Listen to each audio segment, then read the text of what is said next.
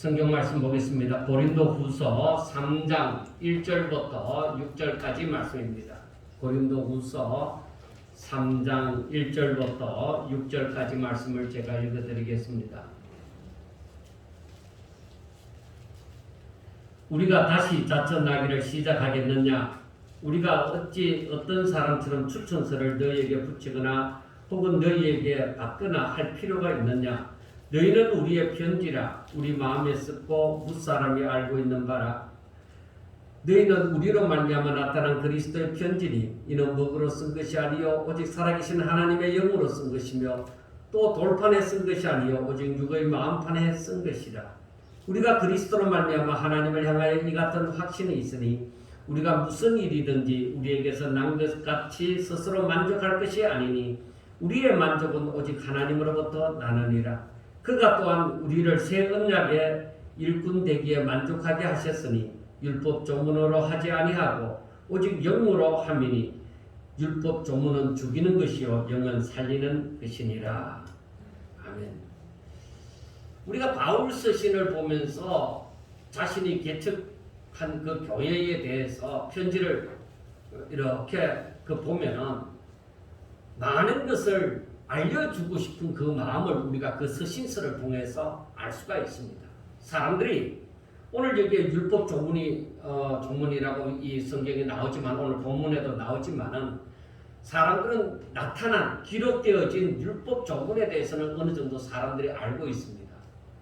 그런데 극히 드러나지 않는 예수님이 오셔서 십자가에 못 박혀 죽으시고 부활하시고 승천하셨지만은 이 복음에 대해서 사람들이 원래 감추어졌던 것이고 이제 예수님이 오심으로 드러난 것인데 사람들은 그것조차 이 드러났다고 해도 그것을 잘 모르고 있다는 것입니다. 그래서 바울이 이 편지를 통해서 자신이 다니던 그 모든 교회에 대해서 편지를 써서 이렇게 이 복음을 알리고자 힘을 쓰고 애를 썼던 것입니다.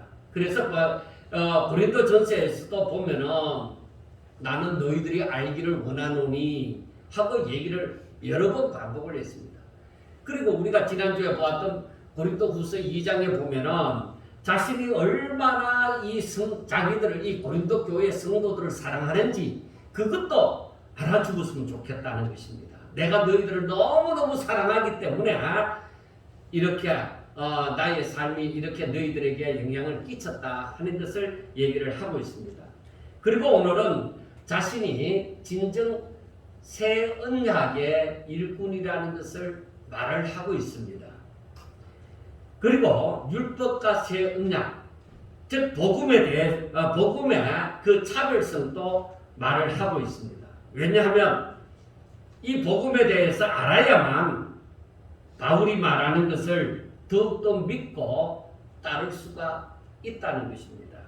그런데 우리가 바울이 쓴 모든 편지를 보면서 바울이 또한 이 복음에 대해서 얼마나 열심히 알리려고 하는지를 알 수가 있습니다. 로마서, 그리고 갈라디아서, 골로새서, 에베소서 이러한 부분에 보면은 이 복음에 대해서 어느 정도, 특히 로마서나 갈라디아서 같은 경우는 특히 이 복음에 대해서 더욱더 깊이 얘기를 집중적으로 하고 있는 것을 볼 수가 있습니다. 자, 이렇게 복음을 아는 것이 하나님의 계획과 섭리를 아는 것이요 또 신앙생활을 흔들리지 않고 잘할 수 있는 방법이기도 합니다. 그래서 우리가 오늘날 젊은 세대의 사람들이 이 복음에 대해서 예수님이 우리를 위하여 십자가에 못 박혀 죽으셨습니다. 그래서 누구든지 저를 믿으면 제사함을 받고 중생함으로 거듭난 사람이 되어집니다. 그리고 이 사람들은 전부 다 천국에 들어갑니다. 예수님을 믿으면 천국에 들어갑니다 하는 정도를 알고 있지만은 하나님이 창세전부터 지금 하나님의 계획을 가지시고 하나하나 이 구약을 통해서 그리고 신약을 통해서 오늘에 이르기까지 어떻게 왜 그렇게 승리해 오셨는지를 그거를 잘 알지 못함으로 순간순간 자신들에게 드는 의문을 신앙으로 해결할 수가 없는 거예요. 그래서 예수님을 믿긴 믿는데 어떻게 이러한 의문을 어떻게 해석해야 될지 잘 모르는 거예요. 그러다 보니까 사람들이 자기 나름대로 자기가 생각하는 대로 하나님을 안 믿는 것이 아니고 예수님을 안 믿는 것이 아니라 자기가 생각하는 대로 판단하고 그렇게 믿는다 이 말입니다. 그래서 우리가 성경에 나타난 부분, 글로 쓰여져서 우리가 이해가 되어지는 부분이 지식적으로 알아지는 부분이 있고, 오늘도 여기에서 말씀을 하였지만 성령으로 말미암아 이 말씀을 깨달아서 아는 부분이 있습니다. 그러니까 그것은 차이가 엄청나는 거예요. 그것이 뭐 지식으로 아는 부분이나 성령으로 아는 부분이나 똑같은 성경을 알고 있으니까 같지 않느냐? 예, 포함되어지는 부분도 있습니다만은 지식으로 아는 부분이 성령으로 아는 것을 절대 따라올 수가 없습니다. 지식은 드러난 부분, 보여지는 부분, 그것밖에 알지 못합니다. 그래서 기껏 지식으로 안다고 해도 헬라어나 히브리어, 아람어 혹은 라틴어를 알고서 연구하는, 드러난 부분을 연구하는 것, 그리고 배경적인 것, 그것을 통하여 알아가는 것, 그것 이상은 없습니다.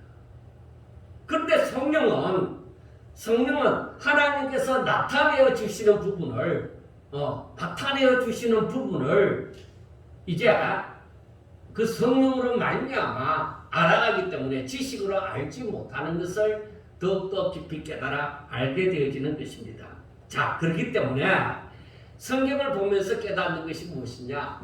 사람들이 복음, 예수님에 대해서 십자가에 못 박혀 죽으시고 다시 살아나셨다는 십자가와 부활에 대해서 어느 정도는 알고 있지만은 그러나 깊이는 모른다고 했잖아요. 그래서 한마디로 하나님을 잘 모른다는 것은 복음을 잘 모른다는 거예요.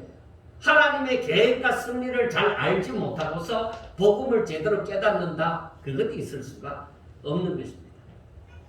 성경을 알면은 하나님을 알게 되고, 하나님을 알면은 복음을 알게 되고, 복음을 제대로 깨달으면은 신앙생활에 흔들림 없이 잘 할 수가 있는 것입니다. 그렇기 때문에 우리가 지식적으로만 알려고 해서는 한계가 있습니다. 아무리 배워도 한계가 있어요. 제가 신학교를 졸업하고 또 지금까지 전도사 때부터 지금까지 설교를 해오지만은 그 단계가 있습니다. 알아가는 부분이 단계가 있어요. 신학교 다닐 때에 그때에 모든 것을 다 아는 자처럼 그렇게 생각을 했는데 목사가 되고 나서 또 성경을 보니까 또 다른. 목사가 되고 나서도 내가 성경 말씀을 또 깨달아가는 부분이 또 다른. 나이 60이 넘어서 지금에 이르기까지 보아도 이게 또 다르단 말이에요. 완전히 뒤집어지느냐? 아니, 깊이가 다르다. 깊이와 넓이가 다르다는 것을 알게 되어집니다. 다 똑같은 말씀인데 똑같지가 않아요. 보는 사람에 따라서 더 깊고 더 넓게 볼 수가 있게 되어진다는 것입니다. 자, 그러므로 우리가 오늘 보면은 이 바울이 말하고자 하는 것을 우리가 살펴보면서 은혜를 받고자 합니다. 먼저 여기에서 1절에서 말을 하는 것처럼 우리가 다시 자천하기를 시작하겠느냐? 우리가 어찌 어떤 사람처럼 추천서를 너희에게 붙이거나 혹은 너희에게 받거나 할 필요가 있느냐? 이렇게 얘기했습니다. 이렇게 말한 이유가 무엇이냐면은 우리가 지금까지도 말을 했지만 바울을 대적하는 자들이 고린도 교회 안에 있다는 것입니다. 그리고 2장에서 보았던 것처럼 이 바울의 눈물을 피는 디도를 통한 그 눈물의 편지를 바꿔서 이제 하나님께로 돌아온 사람들도 있습니다. 바울을 긍정적으로 바라보고 이렇게 하나님께로 돌아온 사람들도 있는데 그 가운데는 아직까지도 바울을 거세게 반발하는, 바울에 대해서 거세게 반발하는 사람들이 그대로 있다는 것입니다. 그렇기 때문에 이 사람들은 하는 말이 바울은 예루살렘의 사도들로부터 추천서를 받지 못했다. 우리는 그 예루살렘에 있는 장로들로부터 추천서를 받아서 이렇게 왔다. 그렇게 얘기를 하는 거예요. 자, 여러분 거기에서 문제가 있습니다. 추천서를 받았기 때문에 나는 인정받은 사람이고 바울은 추천서가 없으니까 인정받지 못한 사람이다. 이 사람들은 그렇게 얘기를 한다 이 말이에요. 그런데 중요한 것은 무엇이냐? 바울은 하는 말이 내가 지금까지 사역을 계속적으로 해왔는데 내가 이제 아직까지도 그 추천서를 들고 다녀야 되나? 내가 지금까지 다니는 곳마다 복음을 전하고 거기에 나타난 열매가 있고 지금 고린도 교회를 향해서도 너희들이 내 열매이지 않느냐? 너희들이 바로 나의 추천서이지 않느냐? 그렇게 얘기를 하는 거예요. 그래서 너희는 3절에 보면은 너희는 우리로 말미암아 나타난 그리스도의 편지다 하고 말씀을 하고 있습니다. 그러니까 이렇게 지금까지 사역을 쭉 해왔는데 이제 와서 추천서가 있느냐 없느냐 그렇게 말할 것이 못 된다는 거죠. 바울을 대적하는 사람들이 하는 말이 그건 안 맞다. 그 바울은 그렇게 말을 하는 것입니다. 자, 그런데 바울을 강하게 대적하는 이 사람들, 고린도 교회에 있는 이 사람들의 정체가 이제 바울이 이 아래에서 계속적으로 말을 할 것입니다. 자, 이 사람들은 먼저는 대부분이 유대인들입니다.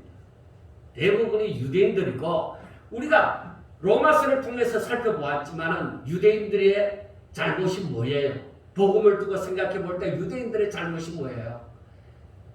저들이 예수님을 믿는다고 하지만은 이방인들을 향해서 뭐라고 얘기해요? 예수님을 믿음으로서만 구원받지 못한다.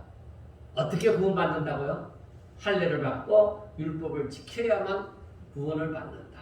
우리 유대인들은 아브라함 가운데 아브라함으로 나는 자들은 다 이 공동체 안에 들어오려고 하면은 다 할례를 받아야만 된다. 그리고 이 율법을 지금까지 이렇게 지킴으로 말미암아 우리는 구원받는다고 생활해 왔으니 너희들도 예수님을 믿음으로서만 구원받지는 못한다. 할례를 받고 이 율법을 지켜야만 구원받는다. 유대인들은 그 사상에서 예수님을 메시아로 믿는다 할지라도 그 사상에서 벗어날 수가 없는 거예요. 고정관념과 같은 거예요. 그래서 그들은 그 사상 때문에 바울이 로마서에서 말하는 것처럼 예수님을 믿음으로 구원을 받는다고 말을 할 때에 이 유대인들의 반발이 바울이 복음을 들고 가는 곳마다 유대인들의 반발이 그렇게 컸던 것입니다. 그리고 고린도 교회에서도 이처럼 이러한 사람들의 그 반발이 굉장히 컸던 것입니다. 그래서 우리가 이 유대인들, 바울을 끝까지 대적하는 이 유대인들은 바로 복음을 한마디로 말하면 율법은 아는데 복음은 모르는 그런 사람들입니다. 그래서 이들은 14절에 오늘 3장에서 말하는 14절에 가보면 3장 14절에 가보면 그들의 마음이 완고하여 오늘까지도 구약을 읽을 때에 그 수건이 벗겨지지 아니하고 있으니 하고 말씀을 합니다. 자, 여러분들에게 한번 물어봅니다. 자, 구약 속에 복음이 있어요 없어요? 있습니다. 그런데 이 사람들은 뭐야? 마음이 완고해서 수건이 가리워진 것처럼 이 복음을 발견하지 못하는 거야. 그러니까 이 사람들은 이 복음을 알지 못하니까 끝까지 뭐야? 할례를 받아야만 되고 율법을 행하여야만 구원을 받는다고 얘기를 하는 거야. 왜? 자기들은 모르니까. 드러나서 보여지는 그 율법밖에 알지 못하니까 그 속에 있는 복음을 깨닫지 못하였으니까 하나님의 계획과 승리를, 이 진리를 제대로 그 깊이가 없으니까 드러난 부분만 알다 보니까 할례를 받아야만 되고 율법을 지켜야만 된다. 이것 외에는 다른 길이 없다. 그것을 그렇게 아는 사람들은 그렇게 주장할 수밖에 없는 것이죠. 설사 우리가 복음을 제대로 깨닫지 못하고 지금도 구약 성경만 가지고서 그 유대인들처럼 살아간다면 우리도 아마 할례를 받아야만 되고 율법을 지켜야만, 행하여야만 구원받는다고 그렇게 얘기할 수가 있는 것입니다. 지금도 그렇습니다. 지금도 오늘날에도 모든 사람이 예수님을 믿음으로서만 구원받는다고 말을 하지 않습니다. 신학자들 가운데서도 지금 근래 들어와서 21세기에 들어와서 이렇게 양분되어진 신학사상을 보게 되어지는데, 믿음으로 구원을 받는데 행함이 따라야만 됩니다. 행함이 없이는, 그 때문에 예수님을 먼저 믿고 그 다음에 행함이 따라야만 구원을 받습니다 하는 그런 신학이 있습니다. 그리고 또 이렇게 칼빈주의 사람들은 또 오직 믿음으로서만 구원을 받습니다. 그렇게 얘기를 합니다. 그래서 지금 학자들 사이에는 이렇게 완전히 양분되어진 그 길을 걷고 있습니다. 그리고 일반 성도들은 뭐예요? 목사님을 어떤 사람 만나느냐, 그 담임 목사님이 어떤 길을 걷느냐에 따라서 많이 다르게 배우기도 하는 것입니다. 자, 거기에 대해서 너무 깊이 오늘은 들어가지 못합니다.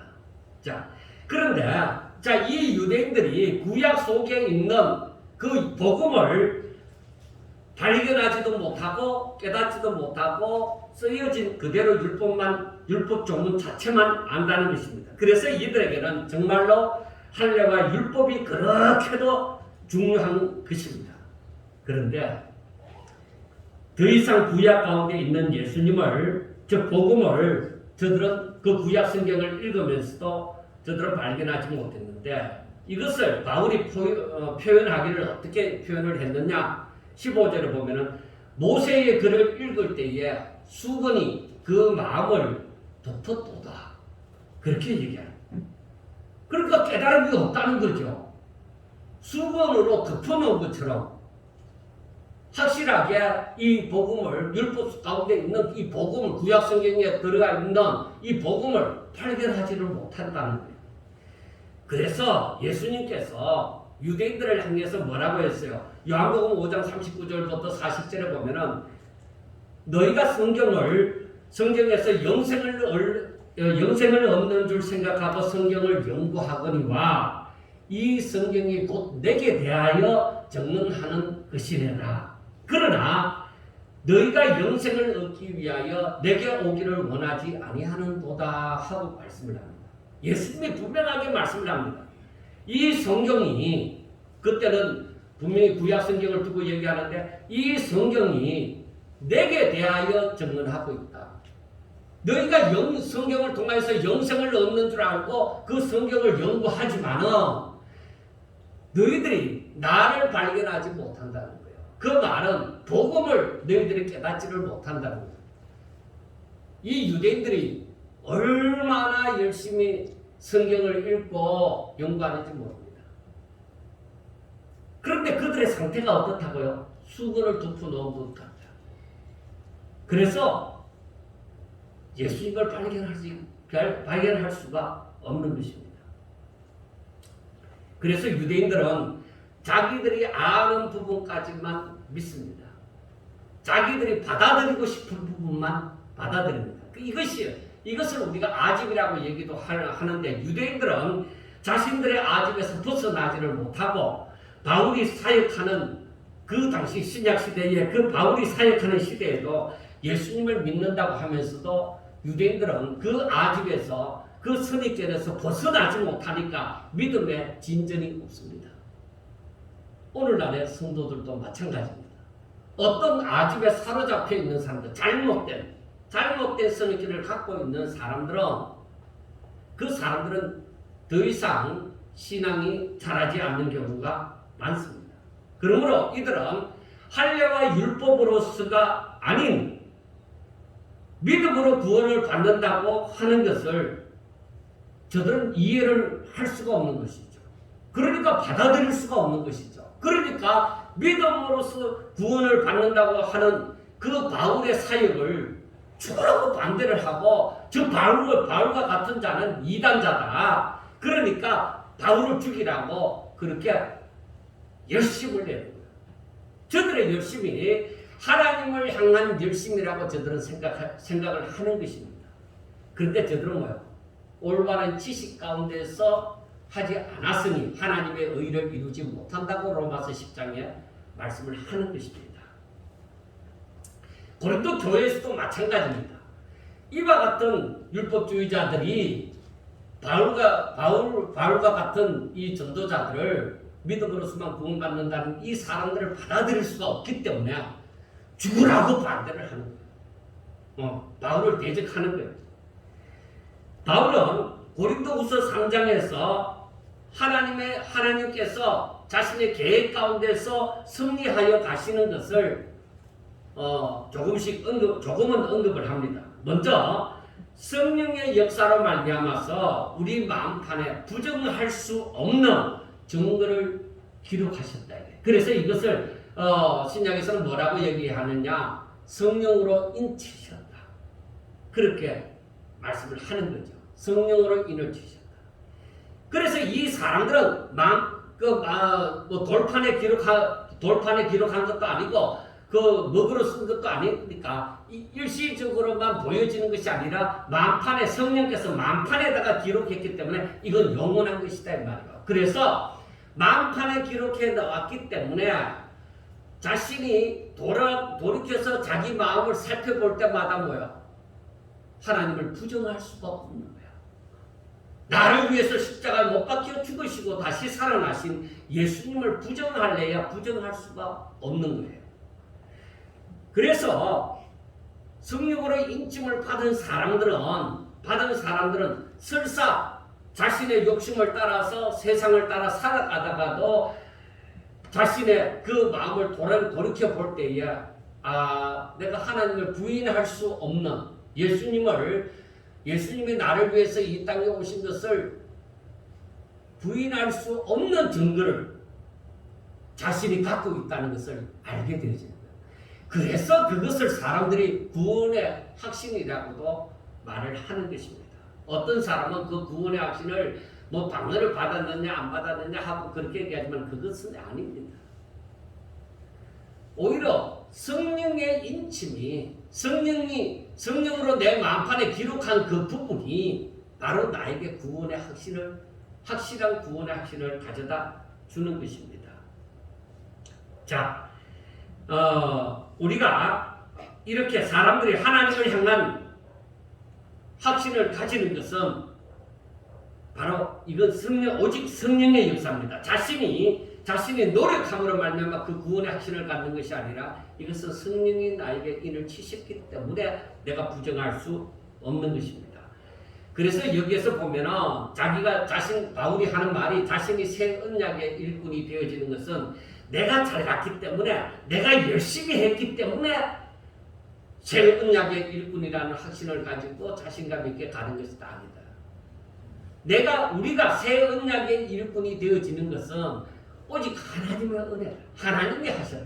성령이 내 가운데 역사하사 성령이 하시는 일이지 내가 노력함으로 말미암아 되는 거 아니다. 내가 열심히 공부했기 때문에 내가 새 언약의 일꾼 되는 거 아니다. 또 오늘날의 사람들도 이것을 깊이 깨달아 아셔야만 되는 것입니다. 자, 바울이 그 차별화를 설명하는 것이 6절 말씀입니다. 그가 또한 우리를 새 언약의 일꾼 되기에 만족하게 하셨으니 율법 조문으로 하지 아니하고 오직 영으로 하미니 율법 조문은 죽이는 것이요 영은 살리는 것이라 하고 말씀을 했습니다. 자, 이 부분도 깊이 생각할 필요성이 있습니다. 자, 율법 조문으로 되면은 우리가 율법 조문을 읽고 암송하고 그렇게 함으로 말미암아서 율법 조문을 알아가는 것입니다. 그래서 율법 조문을 많이 알면은 뭐야? 대단한 율법학자가 되어지는 것이죠. 가마리엘 그 율법사처럼 그 유대인들에게 있어서는 이름 있는 율법학자가 되어지고 존경을 받게 되어지는 것이죠. 그런데 여기에서 보면은 율법 조문을 하지 아니하고 오직 영모로 함이니, 그럼 성령이 우리 가운데 역사하사 내가 이 말씀을 깨달아가고 이 말씀을 믿게 되어지고 내가 순종하게 되어진다 이 말이에요. 그러므로 우리가 성령을 쫓아서 살아갈 때에 나는 뭐예요? 더욱더 이 말씀을 깨달아가고 내 믿음이 성장해 갈 수가 있는 거예요. 그래서 우리를 보고 뭐라고 해요? 성령 충만하라. 성령 충만하라. 성령을 쫓아 행하라. 그렇게 말씀을 하죠. 그래서 그 성령 충만이, 성령을 쫓아 행하는 것이 뭐 방언을 하고 어떤 은사를 행하고 아니요. 그게 아니에요. 율법을 따르는 사람들이 율법을 열심히 읽고 암송하고 그것을 알아가는 것처럼 성령을 쫓아서 행하는 사람들은 바로 성령의 역사하심을 내가 아멘을 하답하고 그것을 순종해 나갈 때 그 말씀이 성령으로 깨닫게 해주신 바가 나에게 생명이 되어질 때에, 다른 말로 하면 하나님의 말씀이 내게 생명으로 다가올 때에, 내게 지식으로 다가오는 것이 아니라 그 말씀이 내게 생명으로 다가와서 나로 하여금 이 말씀을 순종하여 가는 삶으로 인도해 주시는 역사가 내 삶이 되어질 때에 믿음은 점점 더 성장하게 되어지는 것입니다. 사도 바울이 왜 자신의 육신 몸을 쳐서 날마다 복종시키느냐? 그 이유가 있어요. 내 육은 뭐요? 로마서에서 바울이 말하는 것처럼 내 육은 자꾸 육신의 소욕을 쫓아서 간다 이 말이에요. 아직까지 내가 부활한 그 몸을 입지 않았으니까 이 육신은 흙으로 지음받은 그대로니까, 그러니까 이 육신은 육신의 소욕을 따라서 가고자 하는데 바울은 영을 쫓아서 살아야 된단 말이에요. 그러니까 육의 소욕하고 영의 소욕이 내 안에서 계속적으로 싸워가는 거예요. 그런데 내가 나를 쳐서 복종시켜 성령을 쫓아서 살아가게 되지만 이게 바로 믿음의 성장이 있는 거예요. 그래서 순종하는 삶이 없는 믿음의 성장, 믿음의 사람은 없습니다. 성령을 쫓아 행하지 않는 사람의 믿음의 성장은 없습니다. 율법을 따르는 사람들처럼 거룩한 모습을 지니고 제사를 많이 지내고 엄청난 것으로 하나님 앞에 제물을 드린다 할지라도 성령을 쫓아서 행하지 아니하고 자기 뜻대로 자기의 지식으로 살아가는 사람들에게는 진정한 믿음의 성장은 없습니다. 우리가 그걸 알아요. 그래서 성경을 알아갈 때에 사람들이 일반적으로 이것을 제대로 깨닫지 못함으로 사람들에게 율법을 쫓아서 행하는 것처럼 자꾸만 도덕적인 사람이 되기를, 예수 믿으면 착한 사람 되는 거, 그 도덕적인 사람이 되도록 자꾸 인도를 하는데 그것은 잘못된 것입니다. 우리가 도덕적인 삶을 살기 위해서 예수님을 믿는 것이 아닙니다. 오직 하나님의 뜻을 따라 오직 하나님의 은혜의 영광을 찬미하기 위하여서 살아가는 것입니다. 올림픽에서나 어디에서 선수들이 금메달을 따고서 하나님 앞에 영광을 돌립니다 이러잖아요. 꼴등에도 하나님 앞에 영광을 돌립니다. 금메달을 따야만 하나님 앞에 영광 돌리는 거 아닙니다. 내가 오직 성령을 쫓아 행함으로 말미암아 영광이 있다는 것입니다. 그런데 사람들은 뭐야? 우리 육신의 눈으로 볼 때는 뭔가 드러나야 되잖아요. 사람들은 항상 계산을 대잖아요. 내가 10,000원을 투자했는데 15,000원을 벌었다. 그러면은 15,000원이 되었으면 5,000원을 버린 거예요. 이게 사람의 지식이나 눈으로 바라볼 때 이건 드러나는 거예요. 그래서 하나님 앞에 영광 돌리는 거 아니에요. 믿음의 선진들은 100을 투자하고 자신이 오히려 10도 못 얻고 오히려 다 뺏기는 수도 있습니다. 세상에. 그게 왜 그러냐? 하나님의 영광을 위하여서 자신을 다 드림이 되죠. 내게 있는 거 다 드림이 되죠.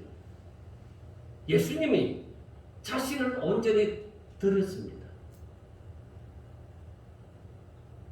이 유대인들하고 어떤 합작을 해서 무슨 좋은 결과를 얻어낸 거 아닙니다. 하나님 앞에 다 맡기고 자신을 온전히 내어놓았습니다.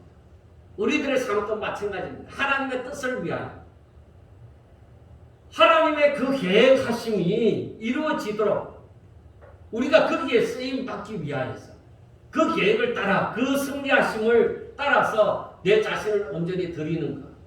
그래서 로마서 12장 1절에 있는 말씀처럼 너희 몸을 하나님이 기뻐하실 거룩한 산 제물로 드리라. 이것이 바로 너희가 마땅히 드릴 영적 예배다.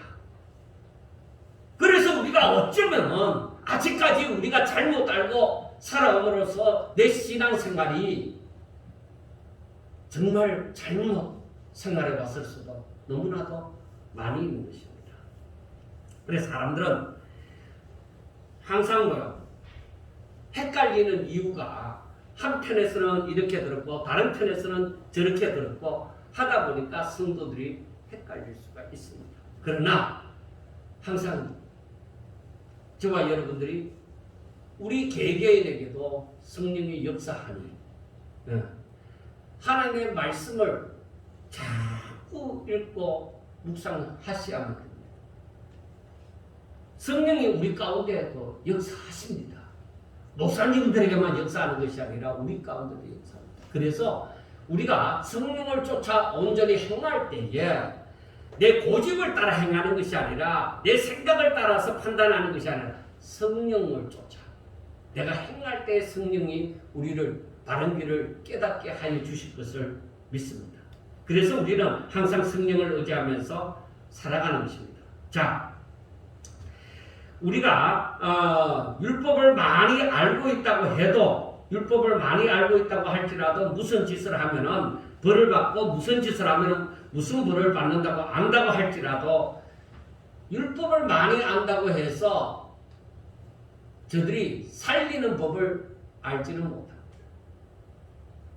율법을 많이 알면은 무슨 행동을 했으면은 그건 벌을 받는다. 율법 조문을 많이 알면은 죄에 대해서 정죄하는 것에 대해서 많이 아는 것입니다. 어떻게 하면 산다 하는 것은 모릅니다. 그래서 우리가 6절 말씀에 보면은 그가 또한 우리를 새 언약의 일꾼 되기에 만족하게 하셨으니 율법 조문으로 하지 아니하고 오직 영으로 하매니 율법 조문은 죽이는 것이요 영은 살리는 것이다 했습니다. 그래서 율법 조문 가지고는 정죄하는 것만 알지 살리는 것은 모릅니다.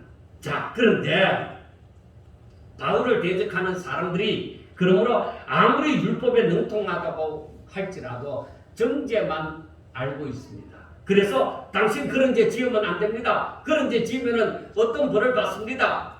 그렇게 얘기를 할 수는 있어도 살리는 것은 모릅니다. 그러나 새 언약은 죄인을 살리는 법이라서 누구든지 죄인이라는 판명을 받았어도 이 복음을 믿으면 죄사함을 받고 구원을 받는다는 것입니다.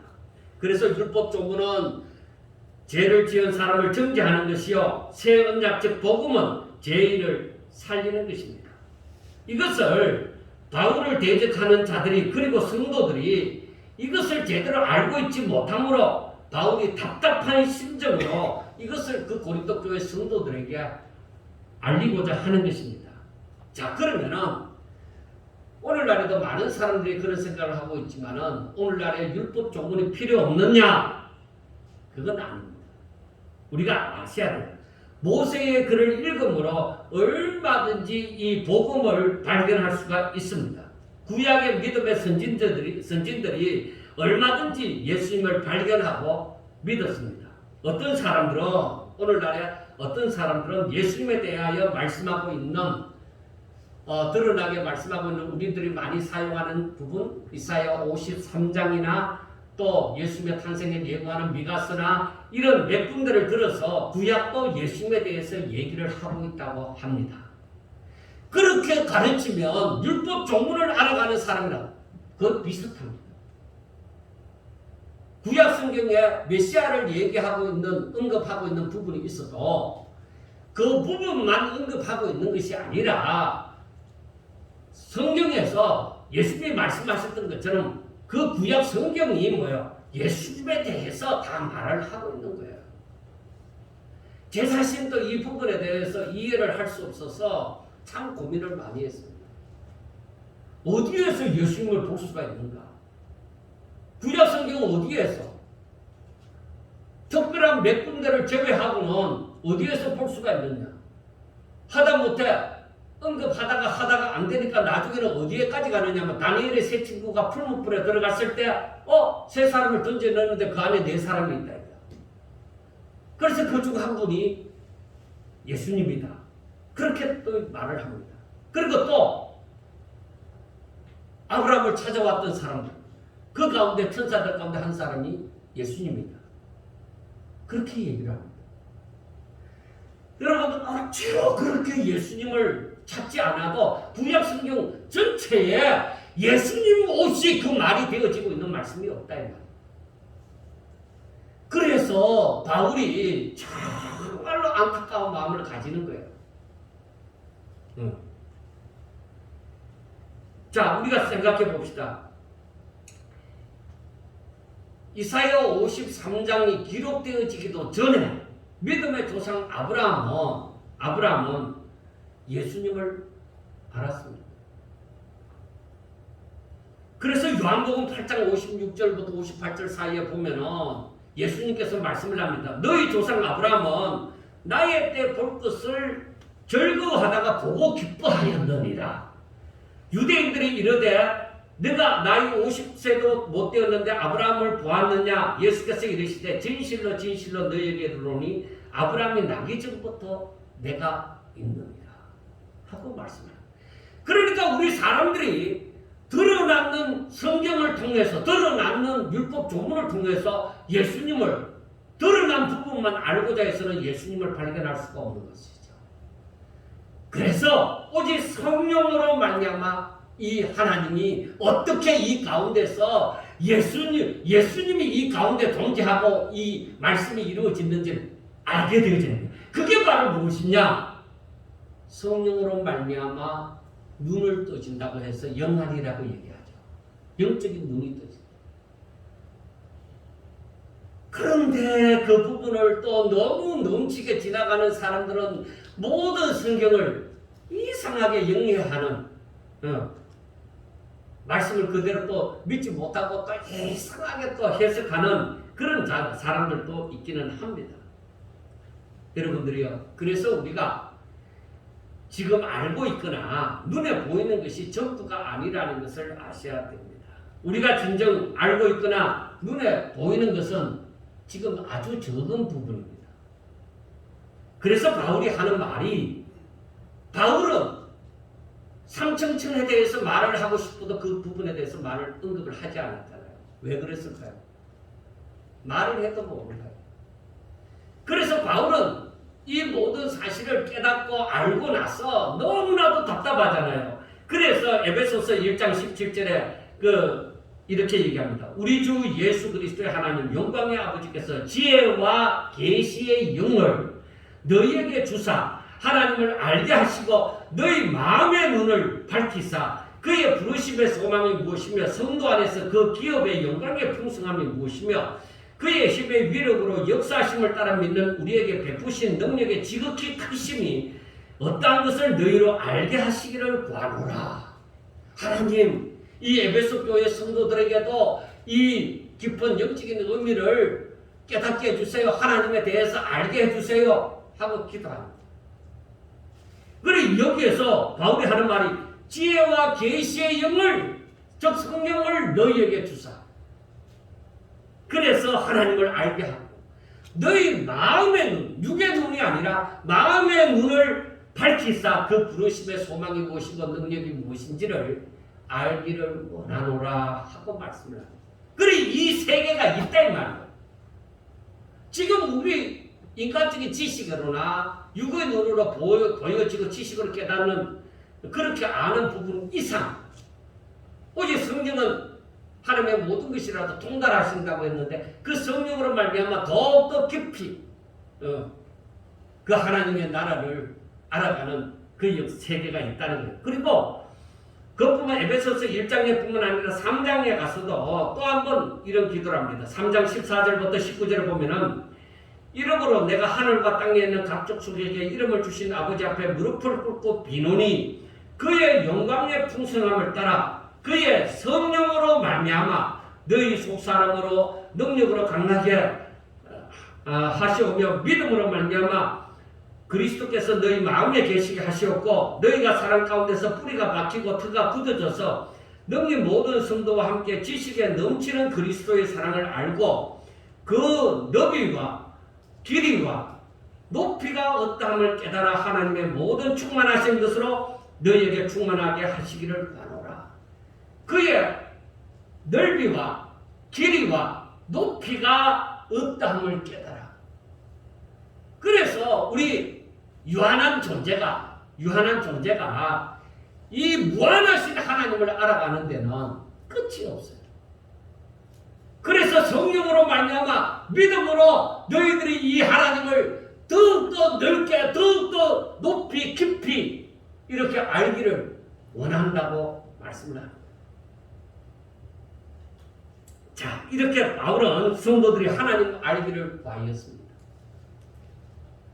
그래서 우리가 젊었을 때만 성경을 읽고 눈이 밝을 때만 성경을 읽고 성경을 알아가고 그렇게 노력하는 것이 아니라 우리가 점점 더 예수님을 믿고 연륜을 더해가면 더해갈수록 나이가 들어가면 들어갈수록 하나님에 대해서 더욱더 알아가는 역사가 일어나는 것입니다. 그런데 알아가기를 포기하는 사람에게는 일어나지 않았습니다. 왜? 알려고도 하지 않습니다. 왜? 이 세계도 모르니까.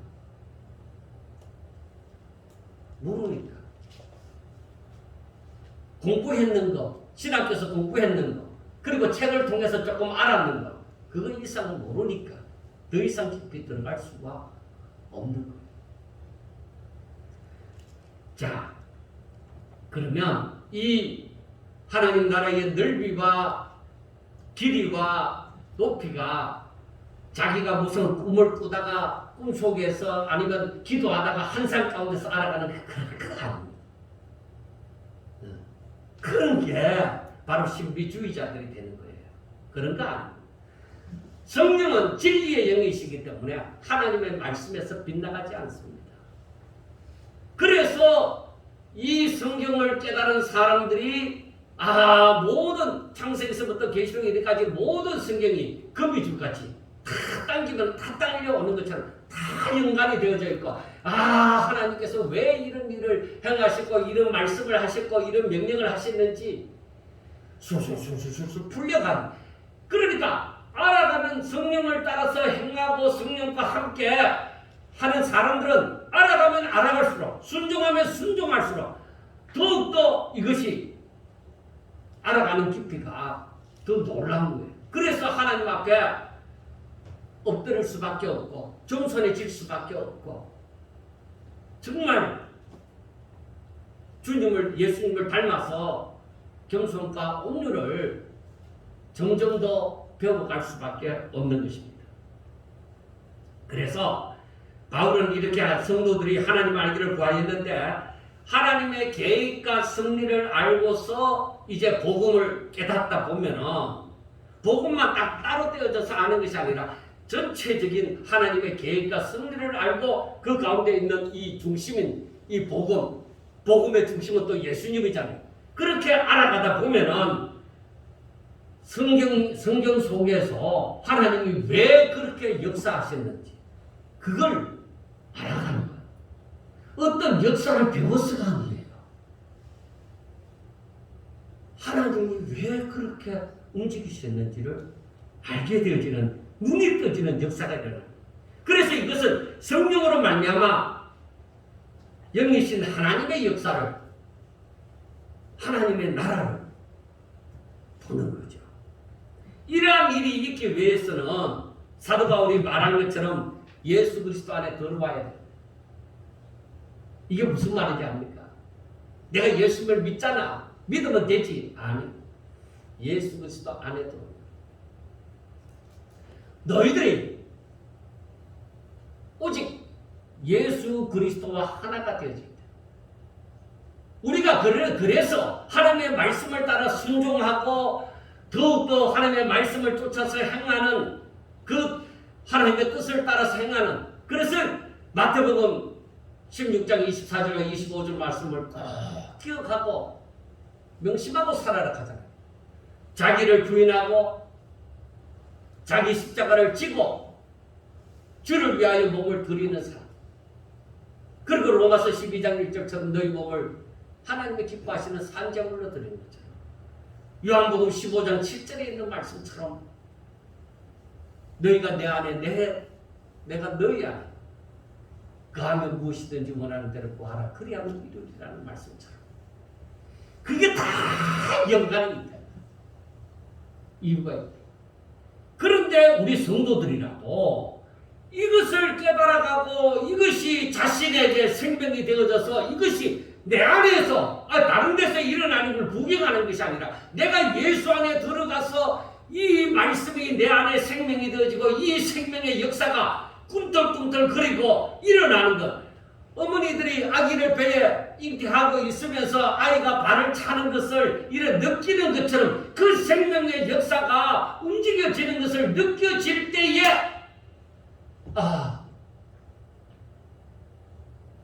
내 안에 예수님이 계신다. 내 안에 예수님이 계신다. 그 거룩한 임재에 눈물을 흘릴 수 있는 거야. 왜? 이거 사람의 노력으로서 되는 게 아니다. 하나님이 나를 주장하시는구나. 하나님이 내 안에 오셔서 내 마음을 움직이시는구나. 그래서 그때는 더욱더 조용히 하나님 뜻을 이루소서. 마리아가 주의 천사가 와서 말할 때에 주의 비천한 계집 종용이 주의 뜻이 이루어지게 하는 거죠. 그 임재 앞에 압도되어서 하나님 뜻을 이루소서. 그렇게 우리가 고백을 하고 그 가운데서 하나님 앞에 영광을 돌리는 자리로 나아갈 수가 있는 것입니다. 여러분들이요, 유대인들처럼, 바울을 반대하는 그 유대인들처럼 수건이 그 마음을 덮은 상태에서는 아무리 성경을 읽어도 이것을 깨달을 수가 없는 거예요. 여러분, 우리가 믿음이 없는 상태에서, 내가 하나님 앞에 내 자신을 드리지 않은 상태에서, 내 마음이 하나님께로 열려지지 않은 상태에서, 성령이 내 가운데 들어와서 나를 통치할 수 없는 상태에서, 내가 완고한 마음으로 내가 나를 주장하는 상태에서는 보여지는 것 이상 알 수가 없습니다. 그 사람 신앙 잘하지 않습니다. 얼마나 많은 사람들이 오늘날 이 세대에서 말씀은 알지만은 그것을 온전히 이해하지 못하고 살아가는지 모릅니다. 이런 말을 같은 목사님들이 모인 그런 노예나 어디서 말씀을 전하면 두 부류가 생겨나. 그래, 니 잘났다. 니가 다 아는 것 해라. 그렇게 하는 사람들도 있을 것이고, 어떤 사람들은 헤맸는데 이제 이것이 무엇인지 알겠구나 하는 사람도 생길 것입니다. 그러나 두려워하면 안 되는 거죠. 오늘 말씀을 보면서 수건이 그 마음을 덮은 상태에서는, 얼굴을 수건에 덮은 상태에서 쓴 상태에서 거울을 봐봤자 보여지지 않습니다. 수건을 벗겨야, 이 수건이 벗겨지는 것은 그리스도 안으로 들어와야만 된다는 말이에요. 당신이 주와 같이 한 몸을 이룰 때에 한 마음을, 즉 주 안에서, 예수 그리스도 안에서 무엇이든지 주의 이름으로 행할 때에 이 성령의 역사가 일어나는 것을, 이야, 내 안에 성령이 오시구나, 내 안에 성령이 역사하시구나, 이걸 알 수가 있단 말이에요. 여러분, 이게 있습니다. 하나님은 바로 이 일을 위하여서 새로운 피조물로 살아라고 얘기하는 거예요. 이 일을 위하여서 예수님이 부활하사 승천하시고 우리에게 다른 보혜사이신 성령을 우리 가운데 주셨단 말이에요. 그리고 우리들에게 성령을 쫓아서 행하라, 그렇게 말씀하셨단 말이에요. 모세의 율법 또한 아무것도 아닌 것이 아닙니다. 율법이 있으므로 죄를 알게 되어지고 또한 자신이 죄인이라는 것도 알게 되어지고 오직 구세주로 말미암아 구원을 받게 된다는 것도 알게 되는 것입니다. 그래서 율법은 몽학선생이라는 별명을 가지게 되는 것입니다. 율법은 죄인들을 예수님께로 인도하는 역할을 합니다. 이것도 하나님을 제대로 알아야 확실하게 깨닫는 것이죠. 그런데 이러한 역할을 하는 율법도 하나님의 영광이 있습니다. 율법을 누가 주셨어요? 하나님이 주셨잖아요. 그래서 율법이 제대로 역할을 할 때는 그 영광이 있습니다. 그 자체의 영광이 있어요. 에스트라도 그 수고비를 받잖아요. 에스트라도 조연도 잘만 하면은 그 빛이 나잖아요. 그런데 주인공만큼은 빛이 나지 않는 거야. 그래서 율법도 영광이 있는데, 율법은 뭐예요? 율법의 역할까지만 영광이 있는 거예요. 그래서 이거는 하나님께서 율법을 드러나게 하기 위해서가 아닙니다. 복음을 말하기 위해서 이 율법을 얘기하는 거예요. 그러니까 어떤 면에서 율법은 조연과 같은 거예요. 그리고 이 복음이 이제 주인공과 같은 거예요. 그래서 율법도 영광이 있는데, 이거는 주인공이 나타날 때까지, 주인공을 위하여서만 이 율법이 필요한 거예요. 그래서 율법이 영광이 있어도 이 복음의 영광에 비하면 비교가 안 된다는 거예요. 바울이 말하는 바가. 그런데 사람들은 자기 자체에서는 어떤 영광도 없잖아요. 그러니까 이 율법의 영광만 보더라도 뭐요? 너무너무 두렵고 너무너무 떨리는 것이죠. 그러니까 이 율법의 영광 앞에서 사람들이 그저 엎드려 절하는 것이죠. 율법 앞에서도. 오늘날 유대인들도 다 마찬가지잖아요. 그 율법 앞에 다 쓰러지잖아요. 그런데 여러분 아셔야 됩니다. 그 율법 분명히 영광이 있고 그 역할이 있습니다. 그렇지만 하나님께서는 그 율법 가운데, 율법의 배후에 다음에 등장하는 그 복음이 드러나게 하기 위하여 이 율법이 존재하는 거예요. 그런데 사람들은 그 율법 수준에서만 머물러서는 이 복음의 그 역사, 하나님의 진정한 그 뜻, 그것을 모르는 것입니다. 자, 그래서 우리는 그걸 알아야 돼요. 사람의 마음이 완고하면 율법 가운데서 머물러서만 이게 최고야! 이렇게 얘기하는 거예요. 유대인들처럼. 그리고 그 율법을 최고로 아니까 자신의 노력으로서 구원을 얻고자 합니다. 수건을 덮어쓰고 무엇을 보고자 하는 사람들처럼 정말 답답한 지경에서 사는 것입니다. 자신이 수건을 덮어서 수건을 벗어버리고 주께로 나오면 얼마든지 하나님의 뜻을 깨달을 수가 있습니다. 그런데 이 하나님의 경륜을 깨달은 이 바울의 입장에서는 이 사람들이 얼마나 답답하게 보이겠어요. 그리고 이 사람들이 하나님께로 나아가고 하나님이 말씀하시고자 하는 그 복음을 따라서 나오려고 할 때 이 사람들이 막을 때는 뭐예요? 원수같이 여겨지는 것이죠. 거기에는 구원이 있는 것이 아니야. 하나님께로 나와야 돼. 이 복음을 따라서 나와야 돼. 그런데 이 사람들이 가로막고 있단 말이에요. 그러니까 하나님께서 참 바울이 이 사람들을 나중에 고린도후서 마지막 부분에 보면은 정죄하리라고 말씀을 하는 거죠. 복음을 알았는데 원수가 된 자들이 있단 말이에요. 예수를 믿는데 교회는 다니는데 원수와 같은 자들이 있다. 우리가 이것을 분명하게 아셔야 돼요. 그래서 하나님을 우리가 분명히 이 하나님의 뜻, 계획과 섭리를 알고 이 뜻을 깨달으면 그리고 복음을 알면은 이러한 사람들이 얼마나 답답한지 모릅니다. 오늘날 많은 사람들이 평생을 예수님을 믿어도 믿음이 어느 정도 이상 더 이상 성장하지 않는 것은 하나님을 더 알지 못하기 때문입니다. 알려고도 하지 않습니다. 그 세계로 아무도 인도하지 않기 때문입니다. 그런 말씀을 들어보지도 않았기 때문입니다. 그러한 세계가 있는 줄도 모릅니다. 구약 성경 안에 예수가 있는지도 모릅니다. 그 구약 성경이 예수님을 말하는지도 모릅니다. 그렇기 때문에 그들은 예수님께로 나오지도 않습니다. 오히려 마음이 강팍해져 있습니다. 오늘날 사람들도 마찬가지입니다. 바울이 그렇게 안타깝게 생각해서 에베소 성도들을 향해서 그 하나님에 대해서 그 넓이와 깊이와 높이를 알기를 원하노라, 그것을 위해서 기도하노라 하는 그 마음을 분명하게 아셔야 됩니다.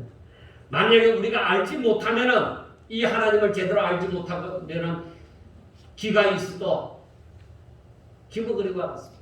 눈이 있어도 보지 못하는 소경과 같습니다. 사랑하는 여러분, 바울의 이런 답답한 심정을 알겠습니까? 바울은 자신이 새 언약의 일꾼이라는 것을 알리고자 합니다. 그러나 자신을 대적하는 자들은 수군을 덮어쓴 자와 같아서 바울이 왠지 이단처럼 보이는 것입니다. 그래서 바울을 반대할 수밖에 없습니다. 그러니까 얼마나 안타까운 일입니까? 그러나 바울은 주께로 돌아오면 그 너희들이 덮어쓴 수군이 벗겨지고 자유함을 누리고 복음을 깨달음으로 진정 자유함을 누리고 믿음은 성장하고 점점 더 어떻게 되어져 간다고 했어요? 예수 그리스도를 닮아가는 성도가 된다고 말씀을 합니다. 그러나 안타까운 것은 복음을 전한다고 하는 사역자들 가운데서도 하나님을 제대로 알지 못함으로 바울이 에베소 교회의 성도들에게 안타까운 심정으로, 그리고 저들을 위한 기도로 하나님을 제대로 알기를 원한다고 하는 말을 저들은 이해를 못할 것입니다. 그래서 바울은 빌립보 교회 성도들에게 이렇게 말씀을 합니다. 너희 안에 이 마음을 품으라. 곧 그리스도 예수의 마음이니 그는 근본 하나님의 본체시나 하나님과 동등됨을 취할 것으로 여기지 아니하시고 오히려 자기를 비워 종의 형체를 가지사 사람들과 같이 되셨고 사람의 모양으로 자기를 낮추시고 죽기까지 복종하셨으니 곧 십자가에 죽으심이라고 말씀을 합니다. 이러한 예수의 마음을 품으라고 합니다.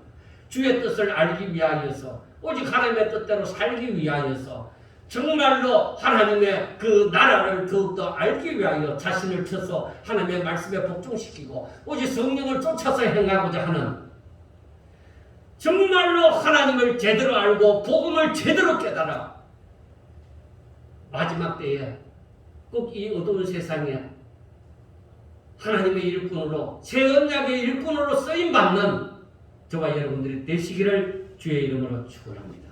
기도드리겠습니다. 하나님 아버지 감사합니다. 저희들은 연약하고 부족하지만 오직 우리를 너무나도 사랑하사 택하시고 이 자리에까지 인도하신 은혜를 감사드립니다.